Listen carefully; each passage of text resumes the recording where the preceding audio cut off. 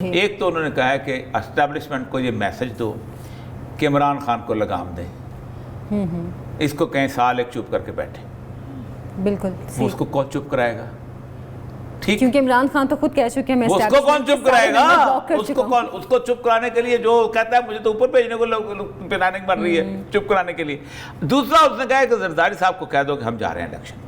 اچھا، اور انہوں نے کہا ان کو میسج دے دو، یہ میں بہت ہارٹ سے موت بات کر رہا ہوں، میسج دے دو، یہ کنسلٹیشن مت کرو اتحادیوں کے ساتھ۔ وہ کہتے ہیں امریکنز چاہتے تھے کہ پاکستان کس طرح ڈیفالٹ کر جائے، کیونکہ جب آپ ڈیفالٹ کرتے ہیں تو پھر آپ ان کی ٹرمز اینڈ کنڈیشن کے اوپر آپ کے ساتھ نیگوسیشن ہوتی ہیں، پھر ایٹم کا بم بھی کمپرومائز ہوگا، پھر باقی چیزیں بھی۔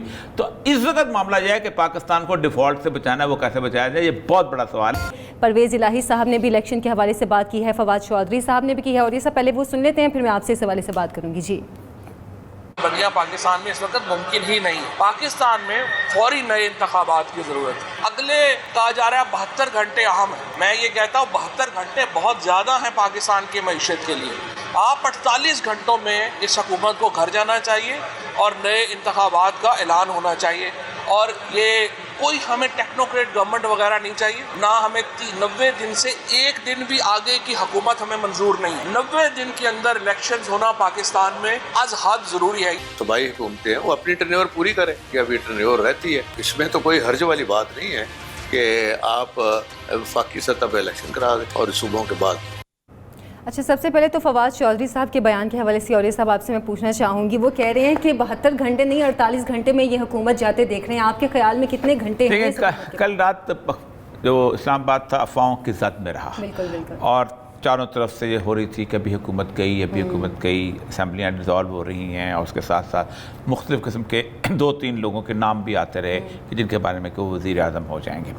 سچویشن یہ ہے کہ آج ہم اگر پورے ایک مہینے کو انالائز کریں، بلکہ پچھلے 2 مہینوں کو انالائز کریں، تو ہمیں حیرانی یہ ہوتی ہے کہ پاکستان کا ایک چلتے ہوئے سسٹم کو اچانک کس بنیاد کے اوپر جو جسے کہتے ہیں جھنجھوڑ کے رکھا گیا۔ اس کی جھنجھوڑنے کی وجہ یہ ہے کہ بہت سارے لوگ بہت ساری خواہشات لے کے اس مارکیٹ میں آتے ہیں، جسے ہم سیاست کی مارکیٹ کہتے ہیں، اور اس سیاست کی مارکیٹ میں ایک تو سیاستدان ہیں جو ہمارے چل رہے ہیں، ایک ہے جس کا نام ہے اسٹیبلشمنٹ۔ اور میرا خیال ہے اسٹیبلشمنٹ اس 2 مہینوں کے اندر جتنی کھل کے سامنے آئی ہے اور جتنی پبلک کی برنٹ اس نے فیس کی ہے، میرا خیال ہے اگلے شاید کئی سالوں میں اسٹیبلشمنٹ دوبارہ شاید اس طرح کی صورتحال جو ہے اس کا شکار نہ ہو سکے۔ اسٹیبلشمنٹ نے یہ فیصلہ کیوں کیا؟ ایک تو مشہور وہ ہے جو عمران خان صاحب کا ایک وہ ہے جیسے کہ بیانیہ وہ یہ ہے کہ ہم ایک خط آیا تھا اور امریکنز چاہتے تھے کہ یہ سارا وہ ایک بیانیہ ہے، اور وہ بیانیہ ایگزسٹ کرتا ہے، اس بیانیہ کے اوپر عالمی سطح پہ بھی گفتگو رہی، اس کو ہم ایک سائڈ پہ رکھتے ہیں، لیکن اس بیانیہ کو امپلیمنٹ کرنے کے لیے وہ کہتے ہیں کچھ جو جناب میں اوکھیں سن کچھ گل وچ گامدہ شوق وسی، کچھ ہم لوگوں میں سے بھی ہماری اسٹیبلشمنٹ چاہتی تھی کہ عمران خان کے ساتھ اب بہت ہو گئی، اب کچھ اور کا راستہ نکالے، کچھ سانو مرندہ شوق، یہ مرنے کا شوق تھا۔ اس مرنے کے شوق کے ہوتا یہ ہے کہ پاکستان کے اندر ایک بڑی گندی روایت پیدا ہو گئی ہے بیوروکریسی میں بھی اور ملٹری بیوروکریسی میں بھی، کہ جو باس چاہتا ہے نا ہم اس طرح کی رپورٹیں بناتے ہیں، ہم اس طرح کا ماحول پیدا کرتے ہیں، اوپر شرابی ہے تو نیچے شراب چلے گی، اوپر نمازی ہے تو نیچے ٹوپیاں نماز کی ہوں گی۔ ضیاء الحق اور مشرف کو اگر آپ دیکھ لیں، دونوں میں زمین آسمان کا فرق ہے، لیکن دونوں کے زمانے کے آپ فوج کے ماحول کو دیکھ لیں، آپ کو فرق پتہ چل جائے گا۔ ایک طرف یہ ہے کہ تفہیم القرآن پڑھ رہی ہے، درس قرآن ہو رہے ہیں، سب کچھ ہو رہے ہیں، اور دوسری طرف جب مشرف صاحب آئے تھے تو پتہ نہیں کیا بہت سارے سیکولرسٹک جو ٹرینڈز آ گئے تھے۔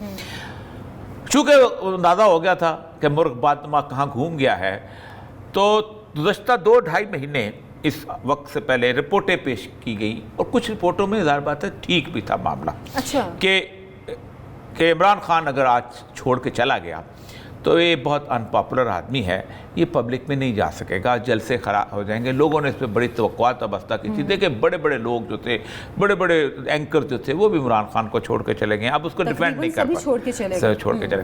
دوسرا یہ تھا کہ پیپل اس کی جو پی ٹی آئی ہے، اس کے اندر کوئی ایسی بات نہیں ہے، اس نے بھانمتی نے کنبا جوڑا، جیسے ہی عمران خان کو 4 جلسے جو ہے خراب ملے تو یہ سارے چھوڑ چھاڑ کے چلے جائیں گے، اور تاش کے پتوں کی طرح یہ بکھر جائے گی۔ بالکل. یہ رپورٹوں کے اوپر ہوتا یہ ہے کہ اسٹیبلشمنٹ جو ہے وہ سمجھتی ہے کہ اب ہم کچھ کر سکتے ہیں, اس کرنے کے قابل ہیں. اور دوسرا یہ ہے کہ انہوں نے ایک تصور لیا کہ ہم تو پہلے بڑی بڑی پارٹیاں اڑا چکے ہوئے ہیں, پیپل پارٹی کو اڑا دیا, اس سے پہلے ہم نے وہ اتنی بڑی بڑی کیا نام ہے جب 1958 میں جب خان عبد القیوم خان کی موومنٹ چل رہی تھی, کیا بڑے بڑے لوگ تھے, ایوب خان نے اڑا دیا, کوئی بولا تک نہیں, تو اب بھی نہیں بولے گا. لیکن ٹو دیئر اٹر سرپرائز 10 اپریل کو جو ریاکشن ان کو دیکھنے کو ملا اس عمران خان کے جلسے, اس نے ان کو ایک دم سے کہتے ہیں گھبرا کے رکھ دیا. بولے نہیں, ظاہر بات ہے اسٹیبلشمنٹ بولتی نہیں ہوتی, لیکن ان کے اندر ایک فیلنگ. آپ دیکھیں اس اسٹیبلشمنٹ میں وہ خود تو نہیں بولے, لیکن اسٹیبلشمنٹ کی ایک ایئرس اینڈ آئیز ہیں, اور وہ ہیں ان کی ایکس سروس مین. کیونکہ اسٹیبلشمنٹ میں جو ہے وہ عوام میں نہیں رہتی, کوئی بندہ جو ہے پبلک ڈیلنگ میں نہیں آتا, لیکن یہ لوگ روز اٹھتے ہیں, بیٹھتے ہیں, کلبوں میں جاتے ہیں, ٹی وی پہ آتے ہیں, باقی جگہ جاتے ہیں, عام آدمی سے ان کا ڈیلنگ ہے, ان کو پتہ ہے. اور دوسرا جو ہے فوج کے ساتھ ان کے مفادات بھی ہیں, ان سے محبت بھی ہے, ان کے ساتھ تعلقات بھی ہیں, سب کچھ بھی ہے. تو انہوں نے جس وقت اس پہ ریاکشن شو کیا, تو سب سے پہلی بات ہے میڈیا میں ان کے آنے کی پابندی لگی. اب تو یہ آبویس ہو گیا کہ پابندی لگی. اس کا مطلب یہ تھا کہ ان کو اندازہ ہو گیا تھا کہ ہم نے غلط اسٹیپ. لیکن یہاں تک بات رک جاتی. ہوا یہ کہ سب سے اہم ترین جس بندے کا پورٹرے بنایا گیا تھا, اور یہ 1986 میں جب شہباز شریف, اس کے بعد 97 میں جب پہلی دفعہ شہباز شریف جہاں لگا ہے, اور جب اس نے یہ جیل روڈ بنائی ہے, تو اس نے کہا تھا کمال آدمی ہے جی, کیا بات, یہ کمال کر دیتا ہے. اس کو پنجاب کی حد پہ ایک ہیرو. آپ دیکھیں میں سیکرٹری انفارمیشن تھا جب شہباز شریف دوسری دفعہ یہاں پر وزیر اعلیٰ بنے ہیں. میں پنجاب کا ہر اخبار میں خبر ہوتی تھی, پشاور کے لوگ کہہ رہے ہیں ہمیں ایک شہباز شریف دے دو, کراچی والے کہتے ہیں ہمیں وزیر اعلیٰ دے دو, ہم اس وزیر اعلیٰ کو چاہتے ہیں. وہ امیج بلٹ ہے. وہ خود بھی کہتے ہوتے تھے کہ دیکھیں میں 18 گھنٹے جاگتا ہوں, میری وجہ سے نون لیگ جیتتی ہے, یہ باتیں کرتے ہیں. یہ لوگ بھی, ایون میں آپ کو یاد نہیں, ایک دفعہ میں اور پرویز رشید نے کہا آپ نے میرے صحیح طرح پورٹرے نہیں کیا. اچھا مجھے ہم نے کہا جب بہت ہو گیا. نہیں میری وجہ سے تو جیتنا سارا کچھ. ہم نے کہا بالکل آپ کہہ رہے. اس کا امیج جو ہے پرویز, اور میں پہلے بھی کہتا تھا کہ شہباز شریف پروونس سے اوپر کی چیز نہیں ہے. مطلب آپ کے خیال میں وہ وزیر اعلیٰ اچھے تھے؟ بہت اچھے, آج بھی کہتا ہوں میرا. اس کے لیے وزیر اعلیٰ کیا ہوتا ہے, آپ کو باپ نے پیسے دیے, یعنی فیڈرل گورنمنٹ سے آپ کو پیسے آئے, آپ نے پل بنا دیا. فیڈرل گورنمنٹ سے پیسے آئے, آپ نے شاندار قسم کا ایئرپورٹ ٹھیک کر دیا, آپ نے پی ایچ او سے یہ کر دیا. وہاں تو سوچنا ہے پیسے آئیں گے کہاں سے, وہاں پہ تو پیسے دینے والے بیٹھے ہوئے ہیں, آئیں گے کہاں سے بھائی, پیسے ہیں ہی نہیں. بالکل. یہاں تو آپ نے جا کے مانگ لیے, کچھ کر لیے, لے لیے, کچھ کر لیا. وہاں جا کے اس 1 مہینے کے اندر کوئی اور اگر بت ٹوٹا ہے تو نہیں ٹوٹا, شہباز شریف کا بت ٹوٹا ہے. اچھا. اور میں یہ سمجھتا ہوں کہ اس کو بت کو توڑنے میں جتنا خود نون لیگ کے اندر سے لوگوں کا ہاتھ ہے, کسی اور کا ہاتھ نہیں. مطلب آپ کے خیال میں نون لیگ میں تقسیم کی وجہ سے یہ ہوا ہے؟ ڈیفینیٹلی. اب دیکھیں نا, ایک آدمی اپنا ایک وزیر مقرر کرتا ہے, اور وہ ہے فائنانس منسٹر. آپ اس کو وہاں سے آ کے اسحاق ڈار کو کہتے ہیں اس کے چوچے مارو, اس کو وہ جاتے ہیں چھوٹے چھوٹے چوچے کو جو چوچے مارتے ہیں نا, مرغی آ کے اس کو سر زخم میں, ایگزیکٹلی یہ نہیں کر رہا, وہ نہیں کر رہا, فلاں نہیں کر رہا. وہ بیچارہ کہتا ہے بھائی میں آدمی ہوں, میں کیا ہے نا کوکو ہے اس کے, چوچو ہے اس کے, جو وہ میں بیچنے میں کوکو بیچنے والا آدمی ہوں. تو مجھے کتنا شریف آدمی, مسکین آدمی. اچھا, پھر آپ نے جلسوں میں کہنا شروع کیا کہ اس کی جناب آپ گندگی مت اٹھائیں, اس کی عمران خان کی, میں پارٹی سے کہتے ہوں آپ. وہ نون لیگ کے لوگ جو کبھی روز ڈیفینڈ کرتے تھے, آپ مجھے بتائیں محمد زبیر آیا شہباز شریف کو ڈیفینڈ کرنے, مصدق ملک آیا شہباز شریف کو ڈیفینڈ کرنے, پرویز رشید آیا شہباز شریف کو, وہ سارا گروپ جو اس کے ساتھ چلتا تھا مریم نواز کے ساتھ, وہ نہیں آیا. حمزہ شہباز کو آپ نے دکھا تو دیا کہ میرا بھائی ہے اور یہ ہے الیکشن, لیکن آپ نے کیا کیا؟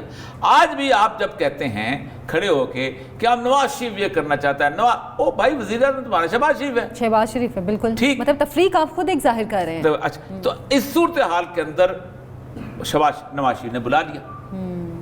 اس نے کہا آپ تو روز ہو رہے ہو, اور اس نے میری ایک اندر کی خبر ہے کہ اس نے شہباز شریف کو کہا کہ تم وزیر اعظم بڑندہ تم شوق سے بن کے بیگ لی.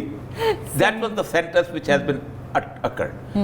کہ دیکھا کتنا مشکل کام ہے.